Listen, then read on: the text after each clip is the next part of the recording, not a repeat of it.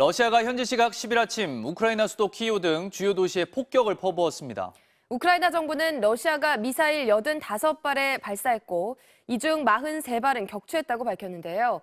현재 100명이 넘는 사상자가 발생했고 폭격을 맞은 키이우, 르비우 지역 등에선 전기 공급이 중단된 상태입니다. 조명화 특파원입니다. 현지 시각으로 10일 오전 우크라이나 수도 키이우 한복판에서 검은 연기가 끊임없이 피어오릅니다. 자동차들은 완전히 다 타버려 검게 그을린 채 방치돼 있고 바닥에는 폭격으로 사망한 시신이 그대로 있습니다. 소방관들은 불이 붙은 도로와 건물에 물을 뿌리고 다친 시민들을 긴급히 대피시킵니다. Також агресор вдарив по кількох об'єктах критичної інфраструктури. 평일 아침 도심 한복판에 떨어진 미사일은 도시 기능을 마비시켰습니다. 공원 한복판에 파인 커다란 구덩이, 파인 깊이가 폭탄의 위력을 말해줍니다. 대표적 관광지인 보행자용 유리다리도 폭격을 맞았고 키이우에 있는 삼성 현지 사무실이 입주해 있는 건물도 인근 건물 공습 충격으로 유리창이 깨졌습니다. 수도 키이우 외에 우크라이나 서부 르비우와 중부 드니프로 등 다른 도시에서도 미사일 공습이 잇따랐습니다.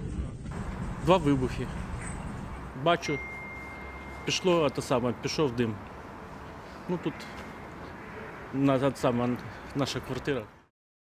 우크라이나 당국은 러시아가 미사일 84발을 발사했고 이 중 43발을 격추했다고 밝혔습니다. 또 현재까지 14명이 숨지고 97명이 다쳤으며 주거용 건물과 학교, 의료시설, 관공서 등 118개 건물이 파괴된 걸로 파악됐습니다. 키이우를 비롯한 12개 지역에서는 전기가 끊어져 시민들은 촛불을 켜고 밤을 지새우고 있습니다. 파리에서 MBC 뉴스 조명화입니다. 이번 키이우 공습에 대해 러시아 푸틴 대통령은 크림대교 폭발의 보복 조치라고 인정했습니다. 이런 가운데 주변국인 벨라루스의 움직임도 심상치 않습니다. 나세용 기자입니다. 러시아 본토와 크림반도를 연결하는 크림대교. 다리를 건너던 트럭 뒤편에서 갑자기 강력한 폭발이 일어나면서 크림대교 일부가 붕괴됐습니다. 러시아 크렘린궁은 지난 8일 발생한 이번 폭발 사건 조사위원장으로부터 푸틴 대통령이 보고받는 영상을 공개했습니다. 푸틴은 보고를 받은 뒤 사건의 배후로 우크라이나를 지목했습니다. авторы, исполнители, заказчики, спецслужбы Украины. Спецслужбы Украины и граждане России и зарубежных государств, которые помогали им. 푸틴의 측근들은 사고 직후부터 보복을 다짐해왔습니다. 드미트리 메드베데프 러시아 안보회의 부의장은 러시아는 이 범죄에 테러범들을 죽이는 것으로만 대응할 것이라고 말했습니다. 러시아는 2014년 우크라이나로부터 크림반도를 병합한 뒤 크림대교 건설에 나서 2018년 5월 다리를 개통했습니다. 크림대교는 러시아가 병합한 크림반도뿐 아니라 우크라이나 남부 전선을 러시아 본토와 있는 보급로라는 현실적인 중요성을 갖습니다. 나아가 푸틴 대통령에게는 개인적으로 힘과 자존심의 상징으로 여겨집니다. 2019년 크림대교를 오가는 열차가 처음 개통했을 때 푸틴 대통령은 밝은 표정으로 직접 시승해 애정을 드러내기도 했습니다.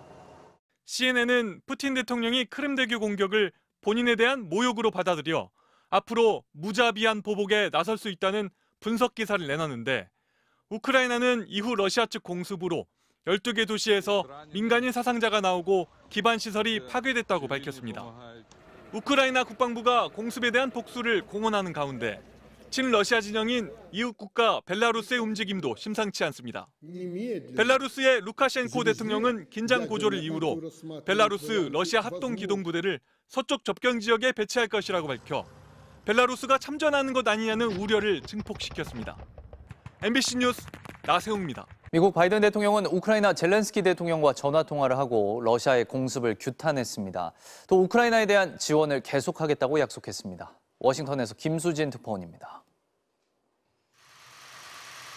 콜럼버스데이 연휴를 맞아 델라웨어 자택에 머물던 바이든 대통령은 우크라이나 젤렌스키 대통령과 긴급 전화 통화를 했습니다.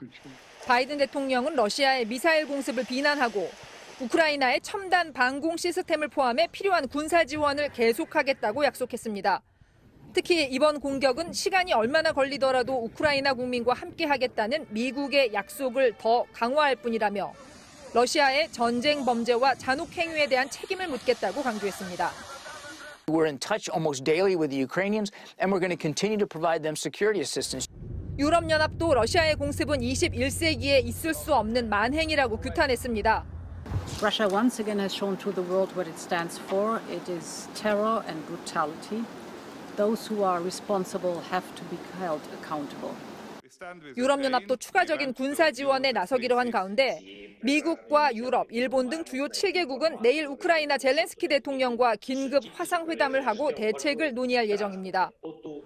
유엔은 긴급 특별총회를 열고 우크라이나 영토에 대한 러시아의 병합 시도를 규탄하는 결의안 처리에 나섰습니다. 유엔 주재 우크라이나 대사는 러시아를 테러 국가라고 규정하며 가장 강력한 방법으로 러시아를 저지해야만 한다고 촉구했습니다. 앞서 유엔 안보리는 지난달 30일 결의안을 논의했지만 상임이사국인 러시아의 거부로 결론을 내리지 못했습니다. 워싱턴에서 MBC 뉴스 김수진입니다.